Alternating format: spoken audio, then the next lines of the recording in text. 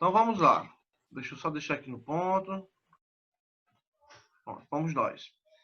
A nossa disciplina, geração, transmissão e distribuição de energia. Nós estamos hoje no módulo de número 11. E eu vou falar nesse módulo de hoje sobre potência instalada e potência firme. Tá? Vocês irão ver que o conceito é bastante simples. O método de cálculo para a gente fazer o cálculo da potência instalada firme é muito simples. E nós vamos falar dos indicadores, tá?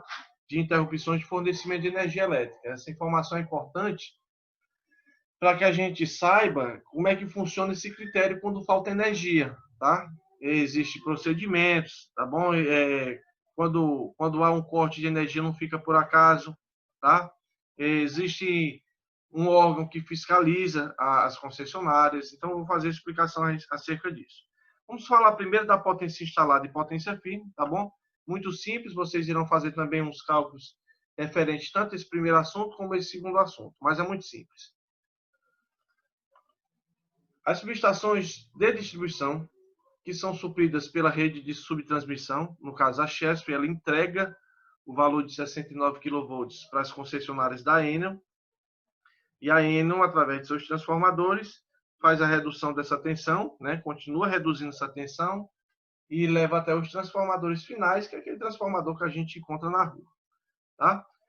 São responsáveis pela transformação da tensão de subtransmissão para a de distribuição primária, que geralmente são os postes em maiores quantidades que a gente encontra na rua. Tá? Há inúmeros arranjos de subestações possíveis. Essa questão de arranjos, tá?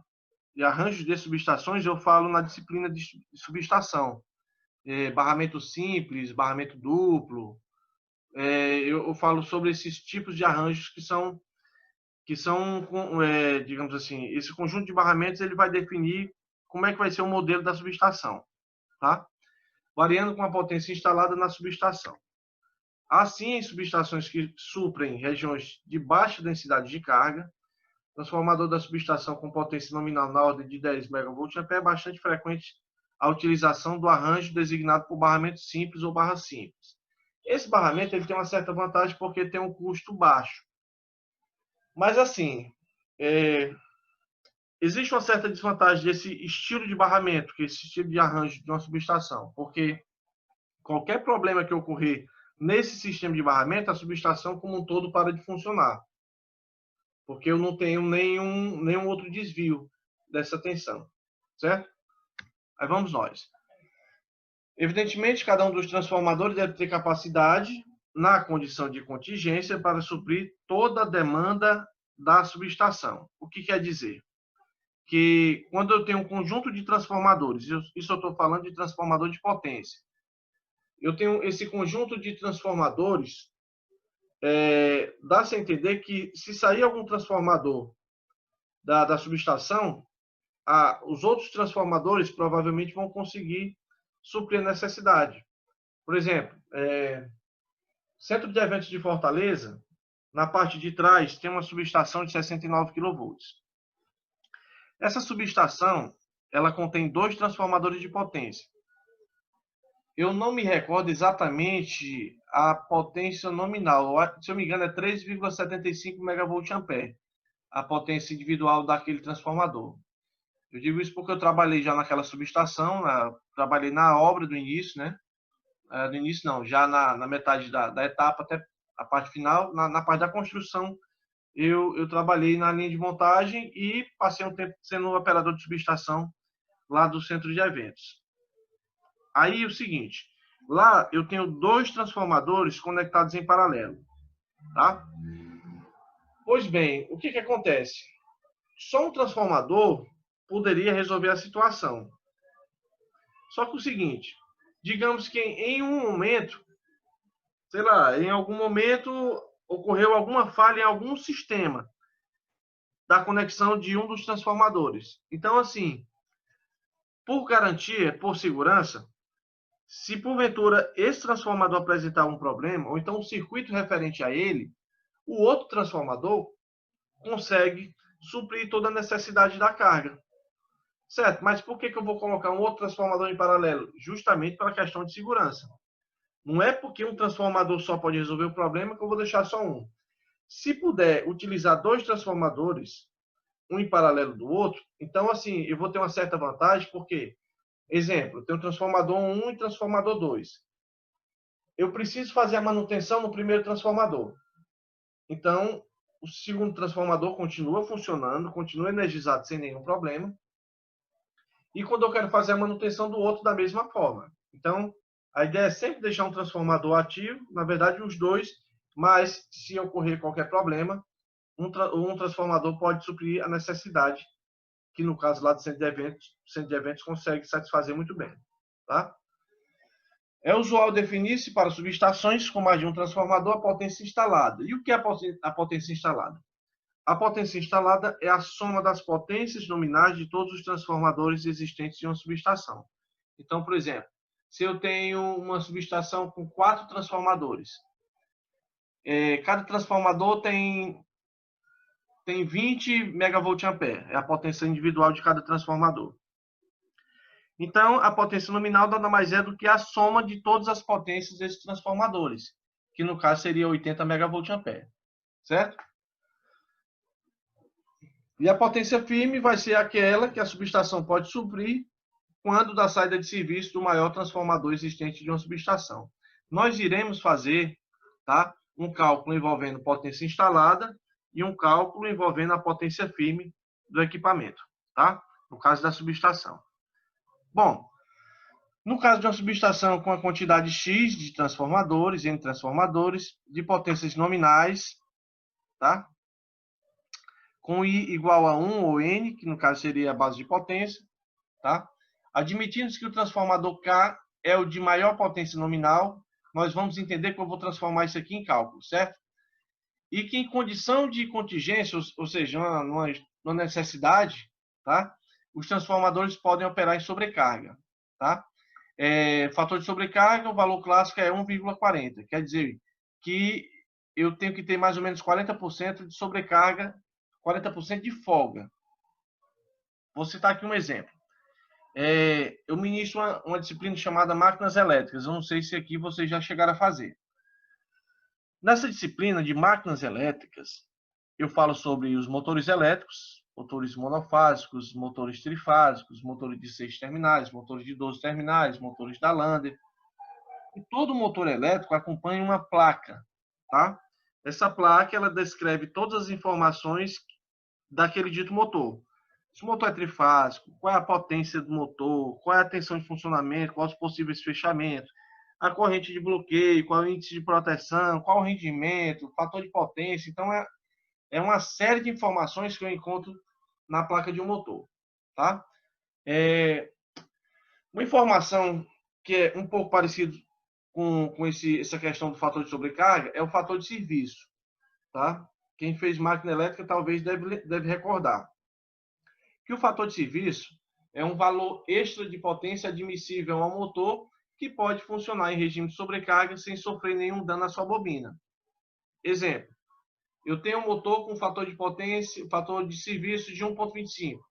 Então, quer dizer que o dono, entre aspas, entregou 25% a mais do que a potência desse motor. Então, quer dizer que esse motor pode funcionar 25% em cima da sua corrente nominal. Aí o que acontece? Em setores industriais, na linha de comandos elétricos, nós utilizamos um componente chamado relé térmico. Esse relé térmico vai ficar abaixo do contactor e eu vou ajustar esse relé térmico de acordo com o cálculo da corrente do relé térmico. E como é que eu faço esse cálculo da corrente do relé térmico? Eu vou pegar a corrente nominal, de acordo com a tensão que eu vou ligar, e vou multiplicar por um dado chamado fator de serviço. Esse valor vai ser dado em amperes, e esse resultado eu vou colocar lá no dial, a gente chama de dial, dial de ajuste do relé térmico. Então, assim, o motor vai funcionar, beleza, corrente nominal. Se em algum momento o motor passar para uma sobrecarga, ele vai conseguir admitir até esse valor da corrente que eu ajustei. Quando passar desse valor, o que deve acontecer? o dispositivo de segurança, que no caso é o relé térmico, vai tirar de funcionamento o motor elétrico, evitando, logicamente, que ele venha a ser danificado, tá? Para transformadores, a coisa funciona da mesma maneira, tá bom? Então, eu tenho, nesse caso aqui, um fator de sobrecarga de 1,40, mas eu posso também ter 1,20, 1,30, tá bom? Então, isso vai depender muito da lógica do circuito envolvendo os transformadores. E que seja possível a transferência de potência, esse S-trans, aqui esse S é de potência aparente, tá? E o trans é que pode ser transferido para outras subestações. Então, por exemplo, eu tenho uma subestação aqui com 4 transformadores. 4 transformadores de 50 MVA. Só um exemplo, né? Aí seria um transformador muito potente, né? Bom, desses 4 transformadores, digamos que na questão do projeto, eu tenho um valor X de potência que pode ser transferido para outra subestação. Quem ia determinar isso aí seria a ONS, né? Que é o Operador Nacional do Sistema, que queria definir assim, olha, aquela subestação eu sei que pode transferir 10 MVA. Então, a ONS vai entrar em contato com essa linha da subestação e vai pedir para transferir essa potência para uma outra subestação, tá? Através de um sistema de chaveamento, tá bom? Através de manobras, eu consigo fazer essa operação. Beleza. Divisão de circuito, professor. Não entendi. Divisão de circuito, não é isso? Exatamente. Através de manobra, né? A gente fala muito de chaveamento. Na área do campo, a gente fala muito de chaveamento. Eu vou conseguir fazer um chaveamento jogando uma potência para uma outra subestação, tá bom? Transformando isso aqui em números. Como é que seria na fórmula? A fórmula parece um pouquinho assustadora, mas essa fórmula é simples e muito simples, até demais, tá? Vamos entender aqui. S é porque é potência aparente. Inst, que é de instalada. Então, essa fórmula aqui de cima é a fórmula de potência instalada. A fórmula da potência instalada, pessoal, é a soma das potências nominais dos transformadores. Na matemática, essa letra aqui representa a sigma.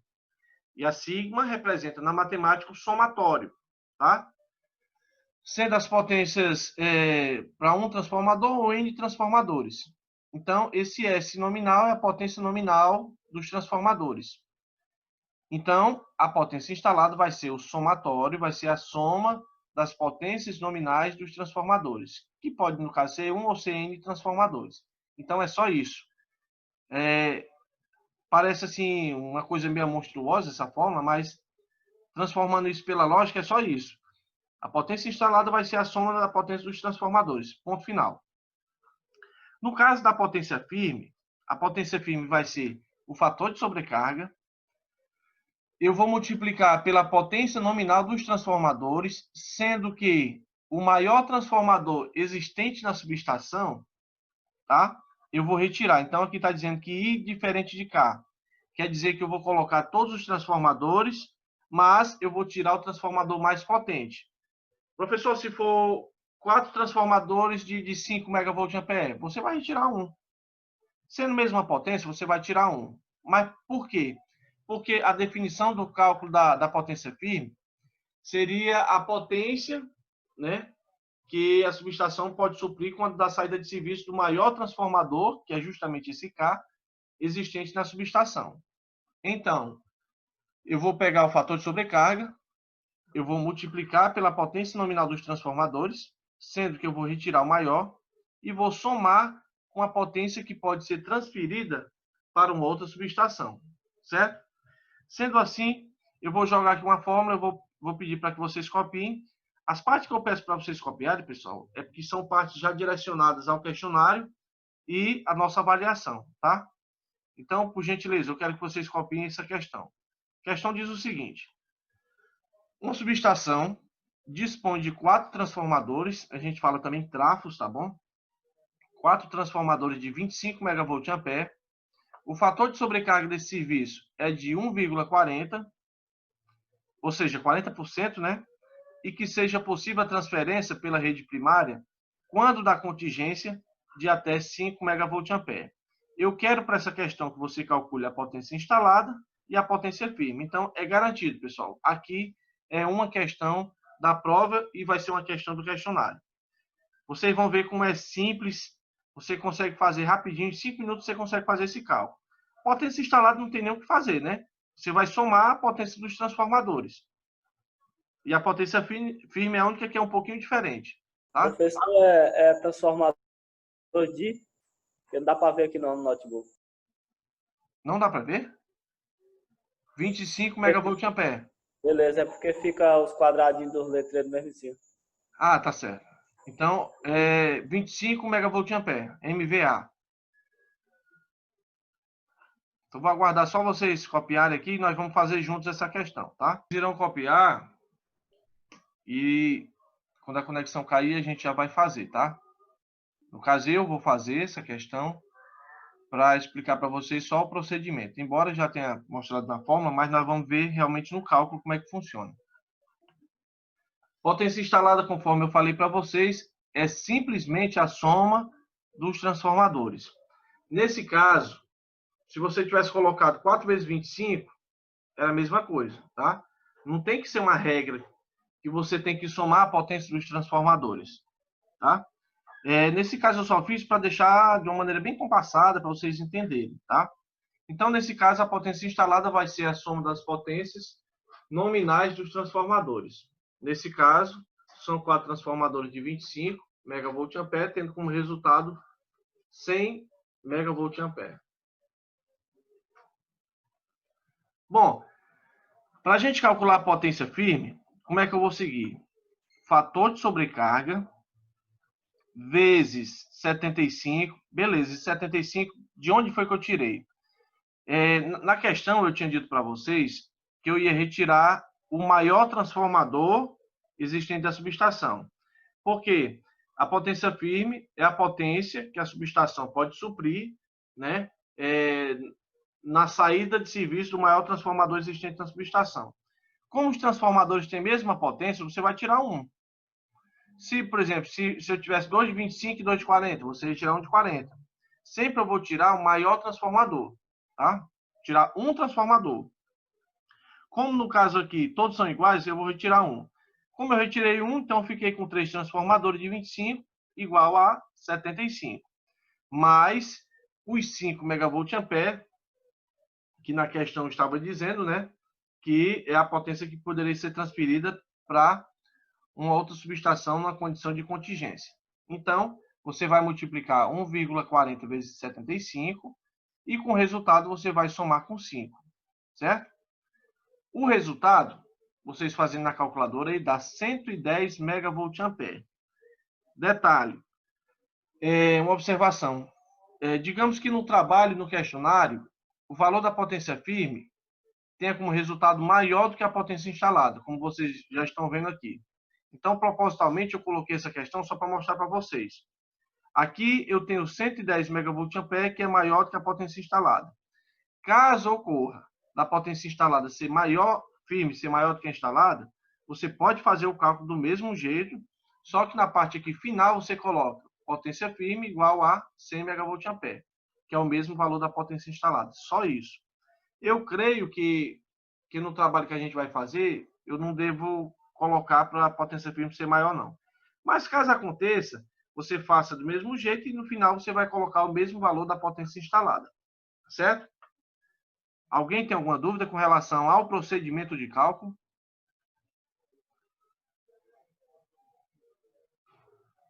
Até agora não, professor. Para você ver que o negócio é sério aqui, viu? É fácil, é só isso.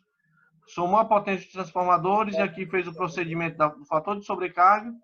Com os transformadores que eu vou tirar só um, tirar o mais potente. Se forem iguais, eu tiro um.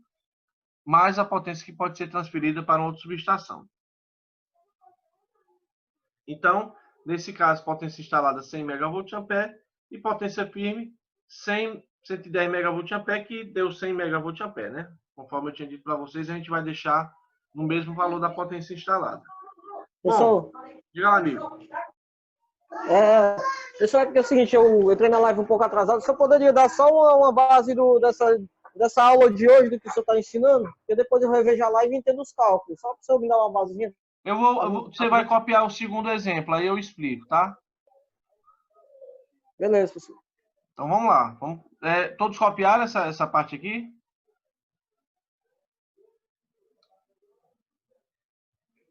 Tem alguém copiando ou eu posso mudar? Pode mudar. Posso? Beleza. Oi? Tô copiando, mas pode mudar. Não, não, termine de copiar. Deixar pela metade não, senão acaba não terminando. Só sinalize para mim quando você concluir. Vou colocar mais uma questão. Acho que só 2 é suficiente, tá? Vou colocar 2 que é só para tirar a prova dos 9. É uma questão muito parecida, com a diferença que os valores eu vou modificar. A potência dos transformadores, a potência transferida para outra subestação, fator de sobrecarga, tá? A minha ideia é que vocês aprendam a realizar o manuseio do procedimento desse cálculo. Pronto, professor. Pronto, então vamos lá. Você pega e volta aí só na parte das fórmulas? Isso aqui? Não, nas fórmulas, na outra, onde você mostrou as fórmulas. Esse aqui? Esse aqui mesmo que eu queria ver era essa, tipo, transformações, né? Transferida. Potência pode ser transferida para outra subestação. É um Potência de S mesmo, né? transferência. É um S, não, eu pensei que era um 5, mas é um S, né? É um S, que é potência aparente. Tá bom. Então é isso mesmo. Então vamos lá. Essa parte já foi resolvida, tá? Destaca-se que quando a potência firme é maior do que a potência instalada, fixa-se firme igual a instalada. Então, eu deixo ela igual a instalada, tá bom? A firme, caso ocorra do valor ser maior. Sendo assim, de acordo com o exemplo citado anteriormente, a potência firme é fixada em 100 MVA. Então, a nossa última questão desse assunto de hoje, tá bom? Uma subestação dispõe de 2 transformadores de 15 MVA e 2 transformadores de 10 MVA. Veja que agora eu não tenho 4 transformadores de mesmo valor. Eu tenho 4 transformadores, só que 2 têm um valor e 2 têm outro valor. 2 de 15 MVA e 2 de 10 MVA. O fator de sobrecarga para essa situação é de 1,20. Então, são 20% de sobrecarga e que seja possível a transferência pela rede primária de 4 MVA. Então, é assim, esses 4 MVA é a potência que pode ser transferida para uma outra subestação. Eu quero que você calcule a potência instalada e firme. Eu vou dar um tempo aqui. Eu quero que vocês tentem fazer. Para quem não pegou a aula do começo, depois que eu der um tempo para os demais fazer esse cálculo, eu vou fazer, tá? E vou explicar detalhadamente como é que faz o procedimento de novo. Então, eu vou botar aqui no relógio aqui uns 5 minutinhos, tá bom? Professor, 2 transformadores de... 2 de 15. 2 de 15. Beleza. E aí, professor, boa noite. Boa noite. O senhor já fez do primeiro, que eu me perdi, ó. Vamos fazer agora essa segunda. Aí tu tira por base, tá certo? Professor, Diga lá. você já colocou a segunda atividade já? Não entendi. Posso achar assim? A segunda atividade, você disse que ia fazer, você já fez? Já colocou já no grupo? Segunda atividade? Tem que você colocar, né? Segunda atividade. Segunda atividade. Mas tá falando de questionário ou tá falando de prova? Não, eu questionário. Acho que foi da prova. Você já fez já. Não, a prova foi a primeira, né? Só tivemos uma. A última avaliação vai ser no último dia 14 de julho. Então só teve um, no caso. O que tem é o primeiro Professor, questionário. o senhor já passou a prova? Já sim. Não, pois é, o questionário. Hã? Passou O quando? questionário já fiz, no caso. Agora, Já essa tem, prova não já foi- tem. Tá com uns três aulas já que eu já botei. Quem tá O senhor falando? enviou, né? Pensei que o senhor tinha passado na aula passada, que eu perdi. Não, na aula passada nós falamos de transformadores. Beleza. Ei, professor. Oi, Então passou só o Então, questionário e aquela outra atividade, não foi, não é isso? foi. Sim, Tranquilo. quem tava falando aí? sou eu, Jorge. Jorge, Coloca né? o seu nome, coloca o seu nome aqui do WhatsApp no chat para mim falar com o senhor. Eu não entendi. Coloca o seu nome aqui no chat para mim falar com você para pegar essa prova. Eu não tenho. Professor, e eu também não, tá? Mas Só tem vocês uma estão com primeira dúvida com atividade, relação ao... Peraí. Vocês estão com dúvidas com relação ao quê? A avaliação? Isso, Isso. avaliação. Mas tá lá no mesmo endereço onde eu coloco os módulos. Tá, É tá, só- Mesmo endereço. É só vocês pegarem. Lá onde eu coloco os módulos, lá está o questionário e lá está a primeira atividade avaliativa. Ah, tá pronto, tá pronto. Viu? No grupo lá do WhatsApp. Também, se você for no cpep.org, você vai encontrar lá na parte de material didático. E se você está no grupo do WhatsApp, entendi. lá naquela parte da descrição, você também vai encontrar.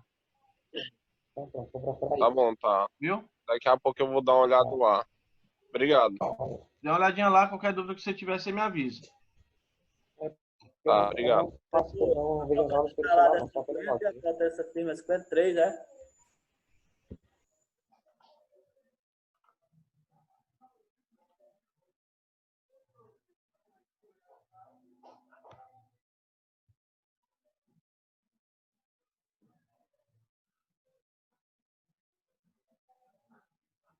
Vamos lá fazer essa questão?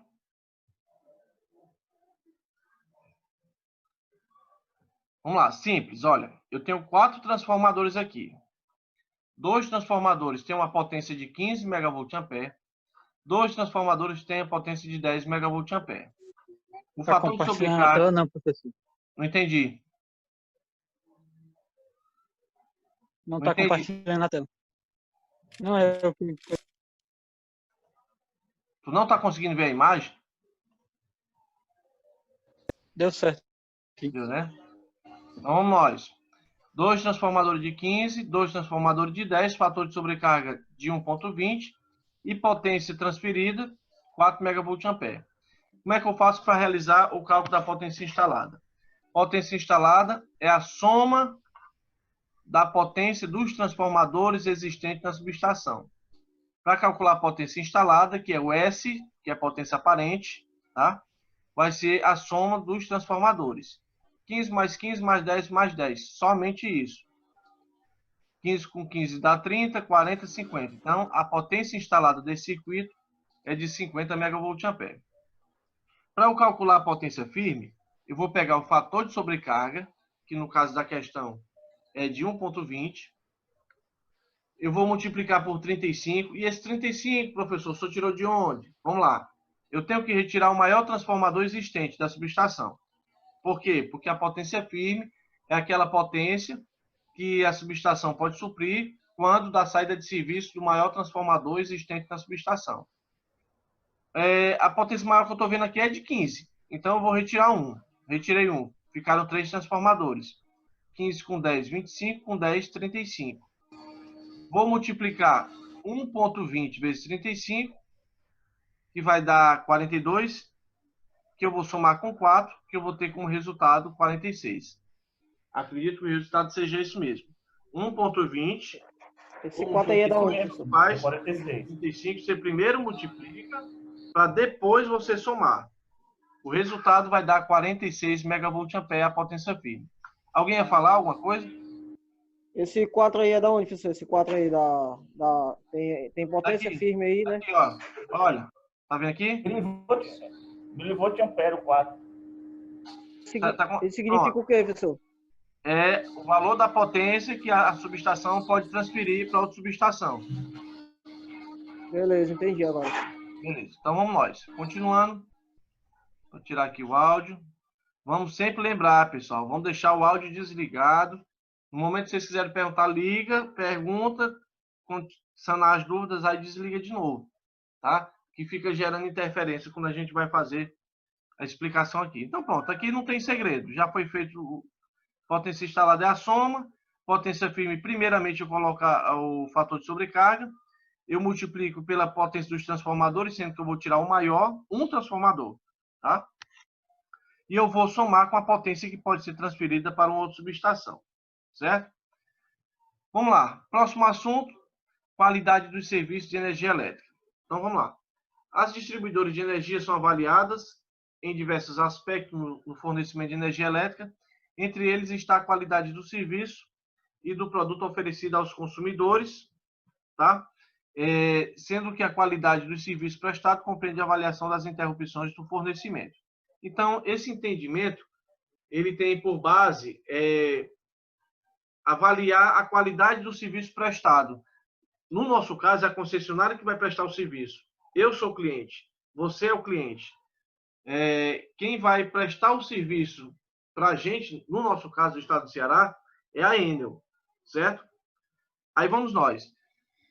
A ideia, tá, de verificar a qualidade do serviço é justamente para verificar se a energia elétrica está chegando na minha casa de forma satisfatória, tá? Então, o que acontece? Para que a energia ela venha de forma satisfatória, com valor da tensão adequado, de 220 e tal, é aí onde vai entrar a Agência Nacional de Energia Elétrica, que eu falei lá no início, tá? O trabalho da Agência Nacional de Energia Elétrica, ela tem várias competências, né? Só que dentre elas vai ser o quê? Vai ser fiscalizar as concessionárias de energia elétrica, que no nosso caso é a Enel, né? Que é a extinta Coelce, tá? Aí vamos lá, fiscalizar em que sentido? Aí vem a velha pergunta. Fiscalizar a qualidade do serviço, que vai ser prestado, do fornecimento, né? Antigamente, eu não sei se aqui vocês recordam, mas antigamente nós tínhamos rotineiramente problemas com relação ao fornecimento de energia elétrica. Pelo menos eu me recordo que todas as semanas era algo quase que comum, faltar energia. Eu não sei se aqui tem alguém mais ou menos da minha faixa etária que lembra disso, mas eu me recordo que tinha tempos que às vezes uma vez por semana, vez ou outra, qualquer bobagemzinha faltava energia, né? Hoje é uma coisa, pelo menos para mim, é uma coisa mais difícil da gente conseguir ver, é queda de energia, certo? Antigamente era a Coelce foi privatizada e em 2016 a Enel assumiu o papel. Como toda concessionária de nível privado, então, assim, é necessário que a concessionária preste um bom serviço à população, porque isso vai garantir com que a empresa ela se mantenha ainda no mercado. Para você ver, mesmo com a ANEEL, ela fiscalizando, as concessionárias de energia são quase que campeãs em reclamações na parte do PROCON, DECON, aquelas coisas ali, certo? Aí vamos lá. O que acontecia que vez ou outra caía energia na minha residência e nas residências das outras pessoas? Vamos lá. Primeiro, manutenção preventiva. Antigamente, provavelmente, não tinha o mesmo nível de manutenção preventiva quanto tem hoje. Eu me deparo com algumas subestações da Enel que, por exemplo, eu vou citar aqui um exemplo. Sargento Hermínio, que fica ali perto da Expoes, tem uma subestação da Enel. Vizinho uma subestação antiga, tá? A Enel construiu uma subestação nova com os equipamentos novos e desativou, pelo menos que eu saiba, desativou a subestação antiga. Então, foi transferida a subestação e foi feita toda uma reforma, né, da subestação e alguns outros componentes fora essa subestação que eu estou citando, certo? Então, por exemplo, antigamente talvez não tinha tanta manutenção preventiva quanto tem hoje. Outra coisa, questão da idade dos componentes, né? Olha, não estou dizendo que o serviço não era prestado, certo? O serviço era prestado, só que provavelmente hoje eles estejam mais, digamos, mais incisivos com relação a qualquer problema que porventura ocorrer, tá? Isso está atrelado ao quê? A idade dos componentes. Às vezes tem transformador de potência que já está a porrada de ano aí no mercado funcionando, certo? Aí vem aquela velha história. Imagina o tamanho do prejuízo quando ocorre a falta de energia em alguns setores, né? Eu vou só dizer aqui alguns, só para a gente ter mais ou menos uma ideia. Frigorífico. Se um conjunto de carnes passar 1 dia, 2 dias sem refrigeração, não presta mais para nada. Então, fica podre. Sorveteria depois que descongela. Para voltar de novo à sua temperatura, com certeza o sorvete vai ser danificado. Chamada linha de produção. Então, assim, olha, veja o tamanho do prejuízo. Sem falar no mais crítico. Digamos que tem um cidadão ali numa residência que utiliza um respirador mecânico, né, que tem oxigênio para ele poder respirar. Aí, no momento, falta energia. Aí o negócio é sério, né? Então, assim, o que acontece? é necessário que seja fiscalizado realmente as concessionárias com relação a isso. Então, assim, pensando justamente nesses pequenos contratempos, que surgiu o chamado PRODIST. Eu não sei se aqui alguém já ouviu falar no PRODIST, tá? O PRODIST, que é o procedimento de distribuição de energia elétrica, estabelece a qualidade da energia, seja com relação ao produto, serviço prestado ou atendimento ao consumidor. Quais são as responsabilidades com relação a esse PRODIST número 8, que é determinado pela Agência Nacional de Energia Elétrica? Vamos lá. Primeiro, qualidade do produto, define a terminologia, caracteriza os fenômenos, estabelece os indicadores, eu vou explicar sobre isso, e limites ou valores de referência relativa à conformidade de tensão. O que quer dizer? Se a energia que vai chegar até a sua casa, até a minha casa, está na tensão correta, se tem alguma falha em algum processo, se tem alguma perturbação no sistema de tensão. Então, a ideia, lógico, é que eu receba os 220 volts. Lógico, a gente sabe que a gente está trabalhando com tensão alternada, sempre pode haver alguma variação. Só que eu não posso ter assim, um problema tão grande de subtensão.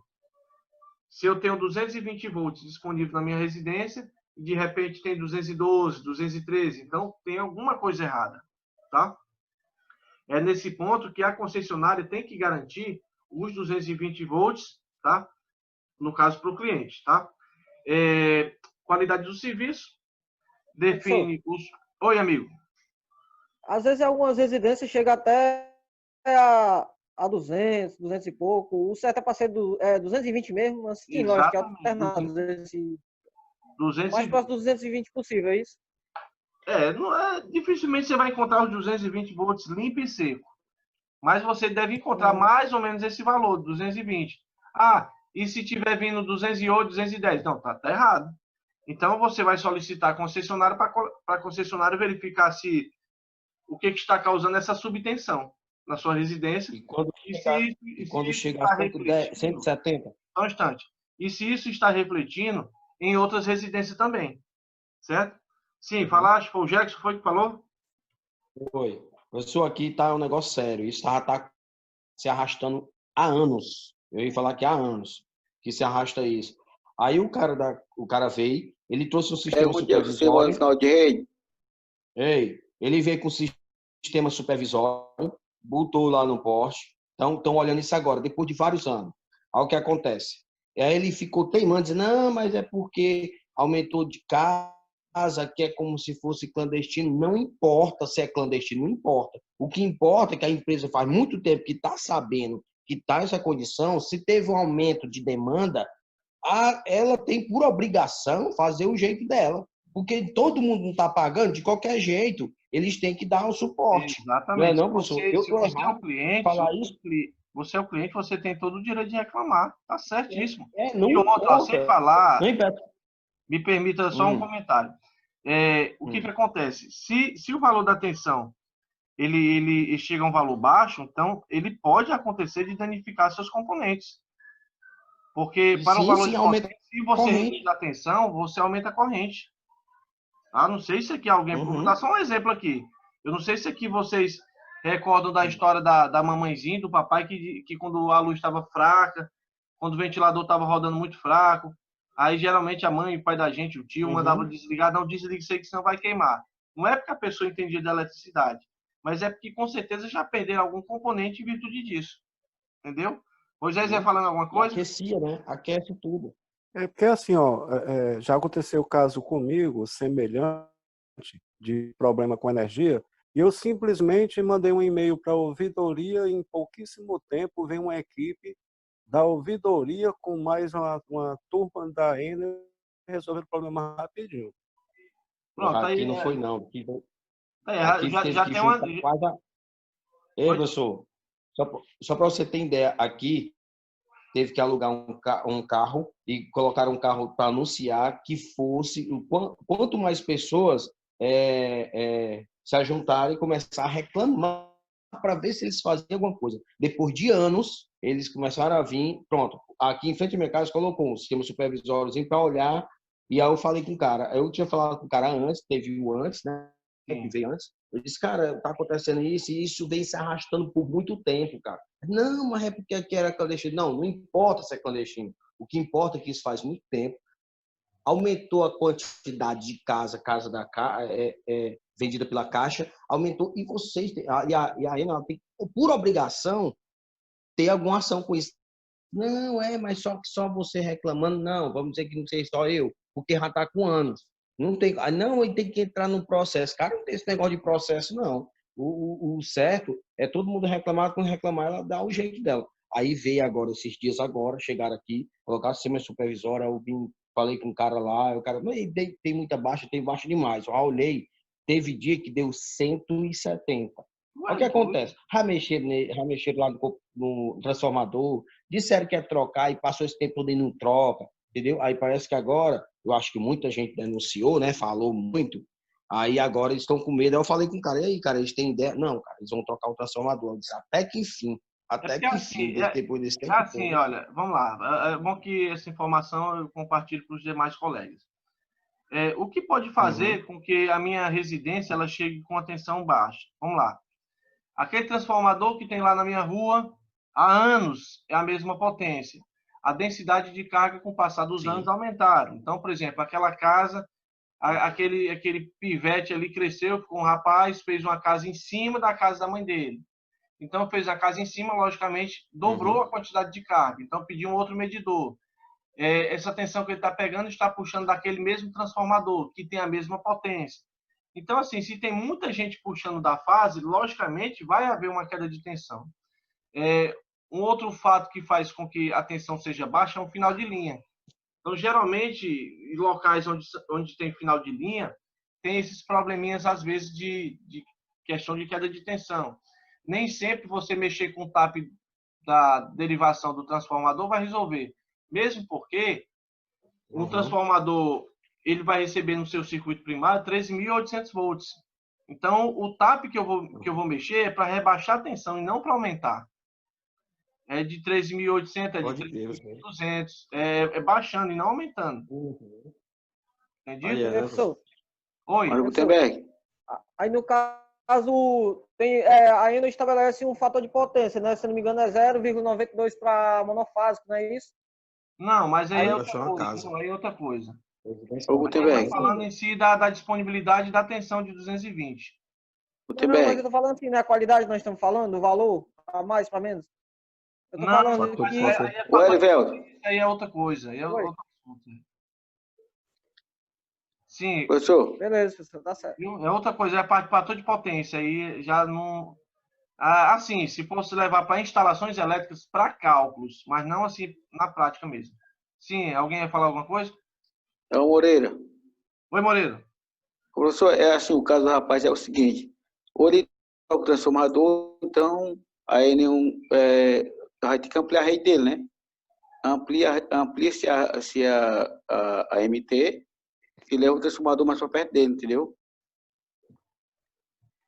Só que no caso, um dos fatores que pode talvez resolver é realmente a troca do transformador. Porque eu vou dar um exemplo. É o que eu sugeri. Ou troca o transformador ou amplia a rede. Exatamente. Porque o transformador ali de 150 kV há anos está naquele mesmo... Não, vamos trocar...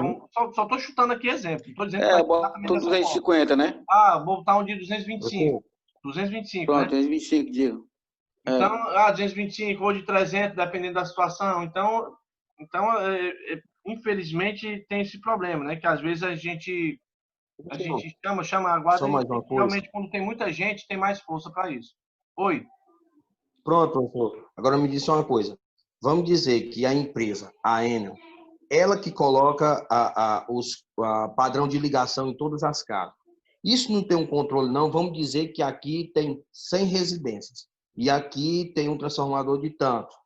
Vamos dizer que daqui a alguns anos ela percebe que está aumentando. A partir do momento que ela vai fazendo a nova ligação, ela não já fica sabendo que aquele setor não está aumentando? Cara, mas isso é difícil de acontecer. Isso aí, meu chapa. Isso aí é assim, para ter um órgão que vai fiscalizar, vai dizer assim, não, isso aqui não. Acho que saber ele sabe, né, professor? Enquanto der certo, dá certo. Professor, assim, Essa a margem do transformador é 30%, né? Acho que excede até os 100% e eles não trocam, porque o custo é alto, né? Não é nada, macho. Não é alto, não. Transformador para eles é mixaria. Não é caro, não. Transformador voltado para distribuição, para linha de distribuição. Vamos chutar aqui, por alto, 20 mil reais. 20 mil reais para eles não é nada. É, realmente é verdade. É muito para a gente. Pelo menos para mim é um absurdo, mas para ele não é nada. Professor, e o rapaz que estava trabalhando, ele disse que está em vários cantos desse jeito. Ele disse, cara, não é só que não. É em tanto canto que você nem imagina. Por isso que ela não vai mexer. Se for mexer aí, meu irmãozinho, vai mexer o sistema todinho. Então O vamos pessoal lá. fala que no centro da cidade é desse jeito direto, centro da cidade, né? Que é muita ligação, cai direto, né? O pessoal fala. Eu já não sei. No centro que você está dizendo? Isso, no centro de Fortaleza, centro da cidade.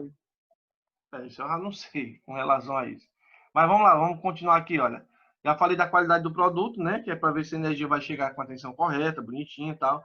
Qualidade do serviço, né? Define os conjuntos de unidades consumidoras. No caso, o controle das interrupções, né? Do fornecimento e do atendimento às ocorrências que porventura acontecer.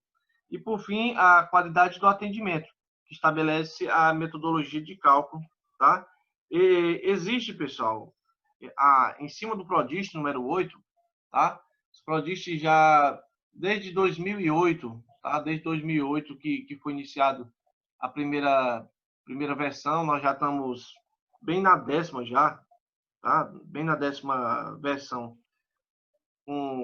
com relação a justamente trabalho relacionado à qualidade de fornecimento de energia elétrica, tá bom? Deixa eu ver o que mais. Com relação à qualidade, né, das concessionárias, uma das melhores empresas com relação ao fornecimento ainda é o Rio Grande do Norte, a empresa chamada Cosern, tá? E a Electro. A Electro ela fica em São Paulo e fica também no Mato Grosso do Sul, tá? Assim, são duas partes. Então a Electro e a Cosern são as melhores, pelo menos que eu saiba, esse ano foi até indicado como uma das melhores, tá bom? Só que eu tenho uma gama de concessionárias de fornecimento de energia elétrica. Fora a Enel trabalha aqui no Ceará, a Enel trabalha em Goiás, trabalha em São Paulo e trabalha no Rio de Janeiro. Tá? Eu tenho a CELP, não sei se aqui alguém ouviu falar na CELP, que fica no Pernambuco. Na Bahia nós temos a Coelba, tá bom? Então eu tenho assim uma quantidade grande de concessionárias. Então, para cada estado, eu tenho uma concessionária, essa concessionária vai ser responsável por tentar prestar um serviço de qualidade para a gente, para nós que somos clientes, tá bom? A Lei 8.987, que dispõe do seu regime de concessão, então, no artigo 6º, então, essa lei de 95, ela fala justamente sobre a questão da prestação de serviço adequado, tá? Fora essa lei, aliás, fora esse artigo 6º dessa lei, acho que o artigo 10º, o artigo 12º, eu acho bacana essa questão de leis. Eu pego uma lei dessa aí e passo o dia todo lendo. Eu acho bacana porque, assim, fala justamente sobre os pontos específicos que a gente precisa saber com relação à nossa defesa. Então, digamos, a concessionária diz, não, mas não pode ser. Não pode, porque de acordo com isso aqui, olha, isso aqui é lei, isso aqui não foi ninguém que inventou, tá? Questão de serviço adequado, a modernidade das técnicas, né, do equipamento, das instalações, então, a conservação desses equipamentos, então, são vários fatores que estão incluídos em cima disso. No capítulo 3 dessa lei, como essa aula vai ficar disponível para vocês, depois vocês tentam procurar, tá? O artigo 6º, em cima dessa lei 8.987, ela fala muito sobre isso, mas no capítulo 3, eu acredito que fala sobre os direitos e as obrigações dos usuários. Então, nós temos a nossa parte, né, logicamente, nossas obrigações, e nós temos os nossos direitos também, tá? Com relação a receber um serviço adequado, que é o que é para acontecer, tá bom? E outras coisas, né? São infinidade de coisas que estão todas em bases contratuais, tá? Porque, assim, um exemplo assim bem simples, antes de cair a conexão. Se você vai querer colocar um medidor do lado de fora da sua casa, se você colocar a qualquer altura, quando a concessionária vier para instalar o medidor, na mesma hora volta, porque está fora do padrão. Ah, vou botar aqui a 50 centímetros do piso até a altura. A concessionária não instala. Então, tem que ser realmente de acordo com o padrão. Pessoal, menos de 1 minuto, vamos tirar nossos 10 minutos aí para tomar uma águazinha, tá bom? Daqui a 10 minutos a gente volta e continua o nosso raciocínio. Define ainda no mesmo artigo, serviço adequado como sendo o que satisfaz as condições de regularidade, de continuidade, eficiência, segurança, qualidade, generalidade, cortesia na sua prestação e modicidade das tarifas. A qualidade dos serviços de energia elétrica, no caso para toda concessionária, tá? Manifestada nas referidas leis, será supervisionada por meio de indicadores. Imagina aí, pessoal, se não existisse a fiscalização em torno disso, tá? Vocês me perdoem o cachorro latindo, viu? Porque é lá de fora, esse cachorro aí fazendo barulho aí. Amanhã mesmo eu vou em busca de um headphone aí para ver se acaba esse problema de barulho chato desse aqui. Então vamos lá. Então o que acontece? Eu tenho uma Agência Nacional de Energia Elétrica que vai ter como papel fiscalizar as concessionárias com relação à qualidade do serviço que a concessionária ela presta para o cliente. Essa parte de qualidade do serviço ela é mais indicada com relação à queda de tensão, à queda de fornecimento. Tá bom? Então, assim, pode acontecer em algum dado momento de faltar energia na minha casa. Bom, o que acontece? Quando eu tenho um determinado tempo sem fornecimento de energia elétrica, a concessionária ela vai ter que prestar conta para a ANEEL com relação a isso, com relação ao fornecimento. Se o fornecimento fica faltando energia, esses valores, esses tempos sem energia vão ser contabilizados e a concessionária vai ter que prestar conta com a ANEEL com relação a isso, logicamente, para fazer com que a concessionária ela mande uma atenção de qualidade para mim. A permissionária deverá dispor do sistema ou mecanismo de atendimento adequado que garanta ao consumidor final acesso a esta, para apresentar suas reclamações quanto a problema relacionado ao fornecimento de energia elétrica, certo? A ideia primordial é que a energia elétrica chegue ao consumidor com a qualidade e na atenção nominal correta. Lógico, a ideia é essa, tá? Então, para isso, o que acontece? Existe o que nós chamamos de indicadores. Esses indicadores irão indicar quanto tempo um conjunto coletivo, né, de alimentadores ficou sem fornecimento, quantos clientes ficaram sem fornecimento, quantas vezes o cliente ficou sem fornecimento, tá bom? Então, dados coletivos, nós temos dois. Nós temos o DEC, que é a duração equivalente de interrupção por consumidor, que vai exprimir o intervalo de tempo que cada consumidor ficou sem o fornecimento de energia elétrica, tá bom? Essa duração equivalente é dada em horas, tá bom? Só vou considerar, logicamente, se for maior do que 3 minutos, pelo menos segundo o que a norma fala, tá? Então, maior do que 3 minutos, então pronto, já começa a ser contabilizado. A frequência equivalente de interrupções por consumidor já seria o número de interrupções, ou seja, por exemplo, durante o ano de 2020, quantas vezes houve essa queda de energia, quantas vezes nós ficamos sem fornecimento. Então, esse valor é contabilizado e é levado como prestação de conta para a ANEEL. Já o DIC e o FIC já são durações e frequências equivalentes individuais. No nosso caso, nós recebemos a nossa conta de luz, e na conta de luz, dentre tantas informações que eu vou encontrar lá, como bandeira tarifária, número do cliente, média do histórico de consumo, então eu vou ter o DIC e o FIC. Então, depois vocês dão uma pesquisada na conta de luz de vocês, certo? O DIC é a duração de interrupção por consumidor, que vai exprimir o intervalo de tempo que cada consumidor, individualmente considerado, ficou privado do fornecimento de energia elétrica. Já o FIC vai ser a frequência de interrupção por consumidor. Beleza? Bom, aqui são as causas, tá? E a descrição de acordo com cada causa. Por exemplo, não vou dizer todos, logicamente vocês depois vão dar uma lida. Mas um exemplo. Fenômenos naturais. Descargas atmosféricas, temporal, vento, inundação. Então, assim, são fenômenos que podem acontecer, tá? Para fazer com que falte energia na minha casa. com relação a meio ambiente. Né? Alguém está soltando uma pipa e, sei lá, de repente cortou, gerou um curto entre fases, né, de alguma pipa que caiu entre as fases e gerou um problema. Fez com que uma das chaves fusíveis rompesse, um dos fusíveis, né, pertencente às chaves fusíveis. Uma ave, um animal. Com relação a falhas humanas, interrupções provocadas por erros acidentais. O cara achou que teria que fazer a abertura daquela chave, mas na verdade ele fez a abertura da chave errada. Pode acontecer? Pode. Um erro acidental. Haja vista, eu não sei se aqui alguém já chegou a ver, eu não costumo ver muito assim, esse programa policial, eu não gosto de ver, não.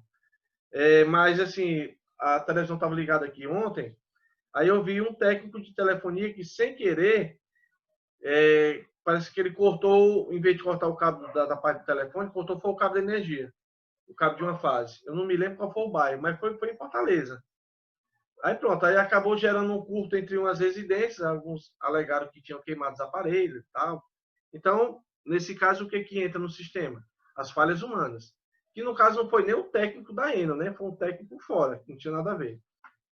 Bom, para a apuração do DEC, para realizar o cálculo do DEC, como é que eu vou fazer? Eu vou fazer o somatório, tá, do número de consumidores afetados, vezes a duração que houve, né, dessas interrupções, dividido pelo conjunto, pelo número total de consumidores do conjunto considerado. Então, apesar da fórmula ser muito extensa, então é somente isso. Eu vou pegar o número de consumidores que foram afetados, vou multiplicar pelo tempo correspondente ao evento e dividir pelo número total de consumidores. No caso para o FEC, eu vou fazer o somatório do número de consumidores afetados e vou dividir diretamente pelo número total de consumidores do conjunto considerado. Tá? Eu vou fazer um exemplo. Eu vou querer que vocês copiem. O exemplo é igual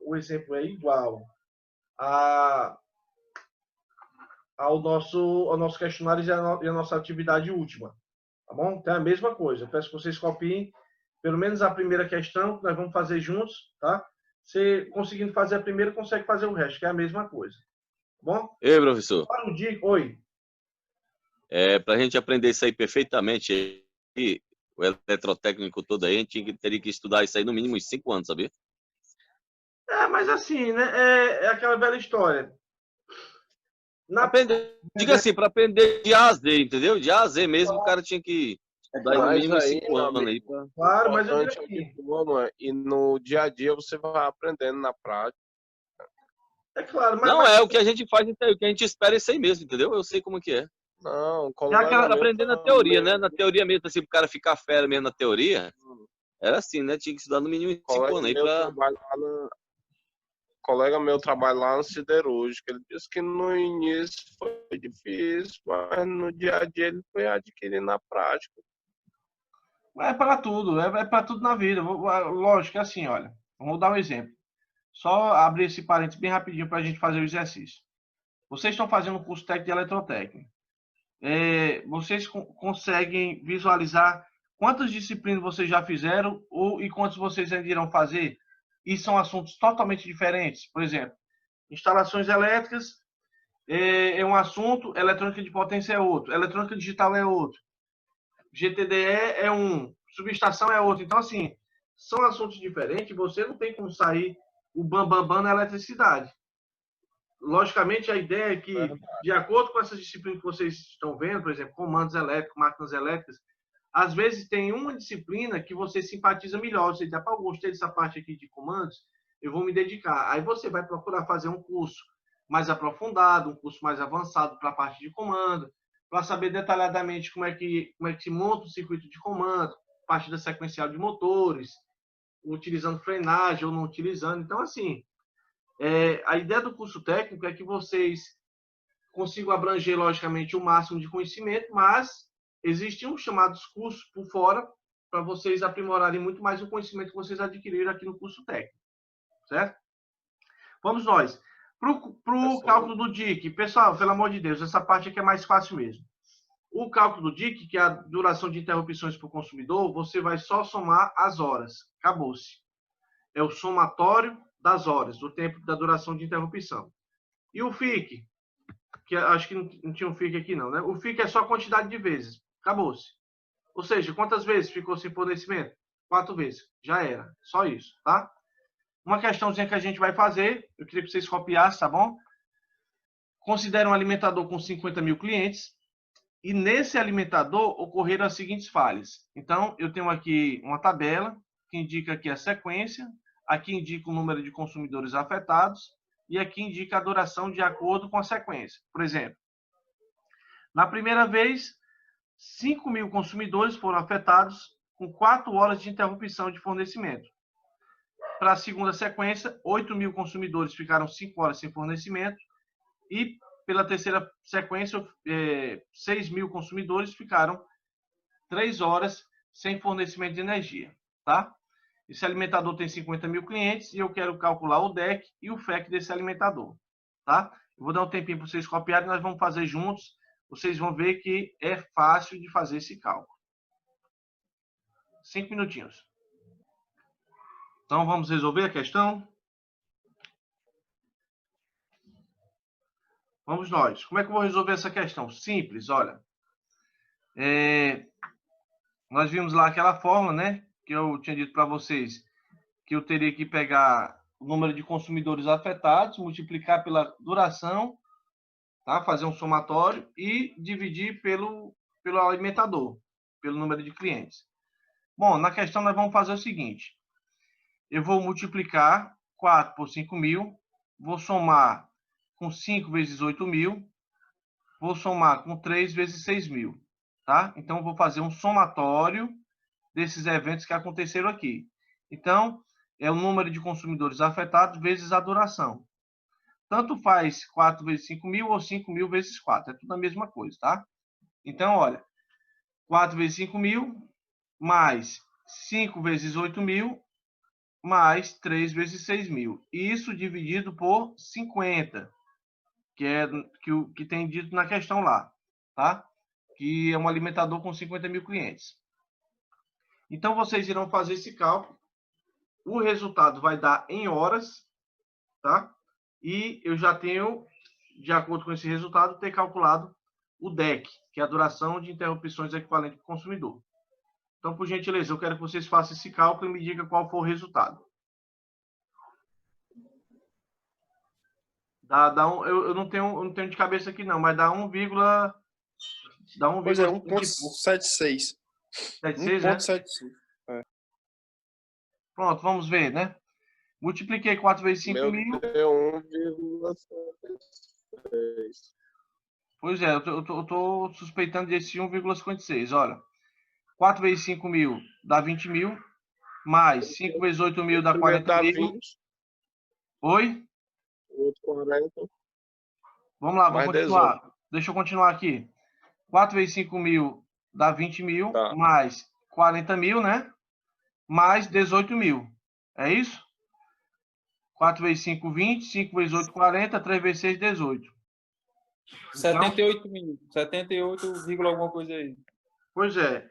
Então, na verdade, 78, alguma coisa, não. É 78 mil fechado, né?